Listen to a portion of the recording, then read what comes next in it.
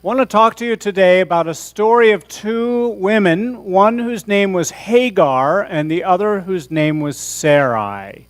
And they had a big argument one time, so fierce that Hagar ran away because she couldn't think of anything else to do. So what could happen that would cause that kind of situation? Well, there was a sad situation in that Sarai couldn't have any children. And that made her pretty sad. And Hagar could have children.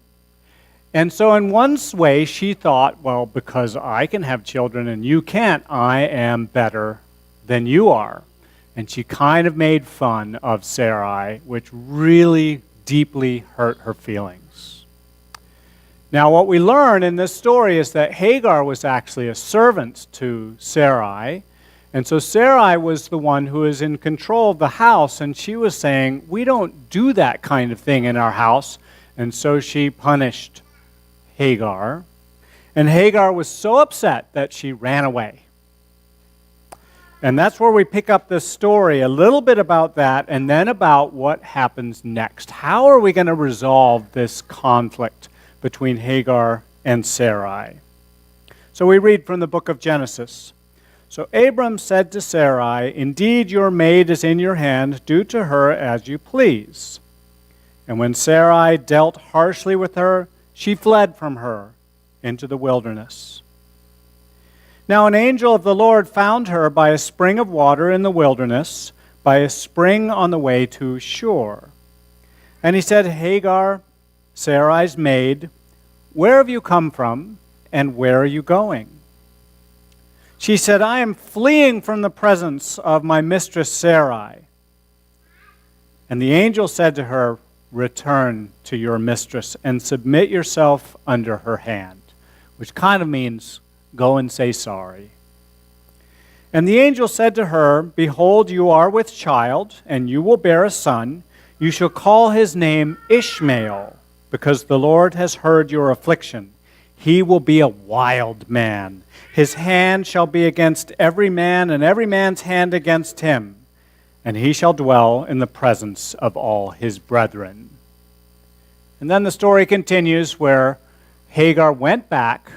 She did say sorry, and there was peace for a time in the household. So let's talk about this story and what it means to you and me, because sometimes we get that feeling of wildness within, that feeling of frustration that builds up so much that out comes an argument or some things that we might need to say sorry for. So let's imagine a couple of scenarios. Maybe we can talk about two people who are not real, they're just imaginary right now, but you can imagine this kind of scenario. One's Heather and the other is Brooke. And Brooke's pretty good at athletic things. She can do jump rope like nobody else, and she's pretty proud of that skill that she has. But Heather has a different skill. She can draw really, really well.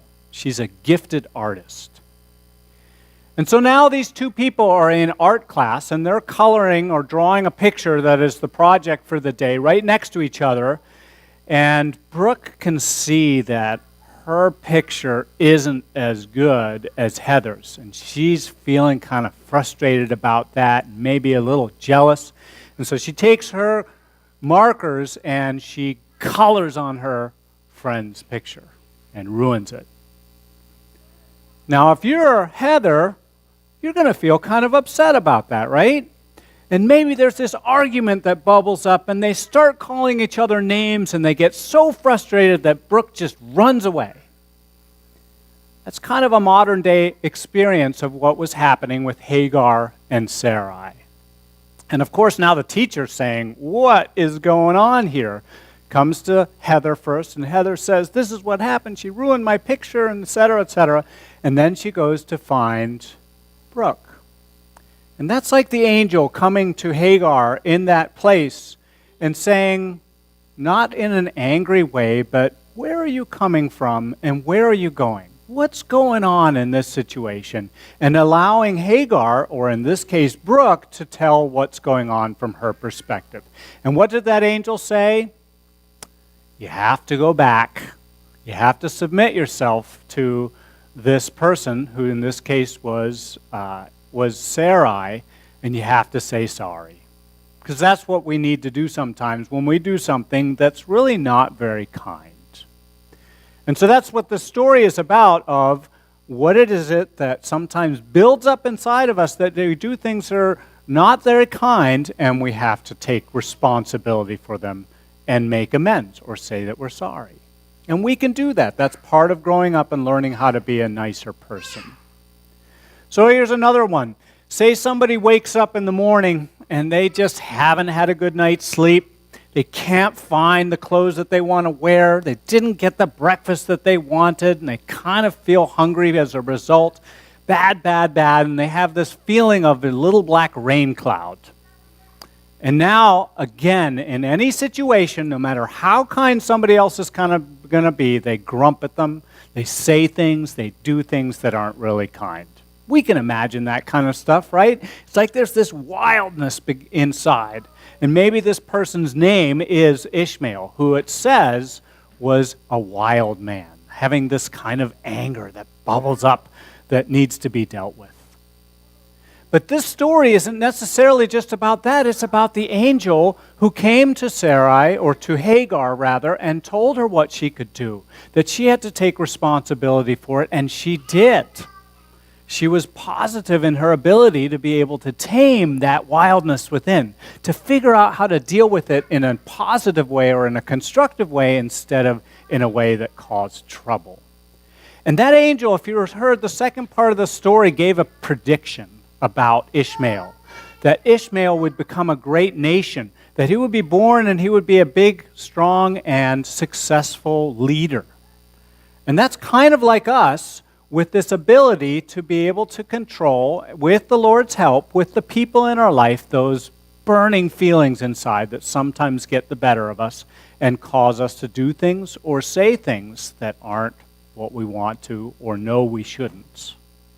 So here's the story about this conflict. And the Lord tells us things about our very lives. We know that we get into conflict. We have arguments. We have bad days. And our job is to try to learn how to deal with those times better and better, with the angels in our life, be they our teachers or our parents or our conscience within. And we can have that promise of this story that we are able to do it with the Lord's help, so that next time we don't color on somebody else's picture. We say a compliment. Wow, you're really good at art.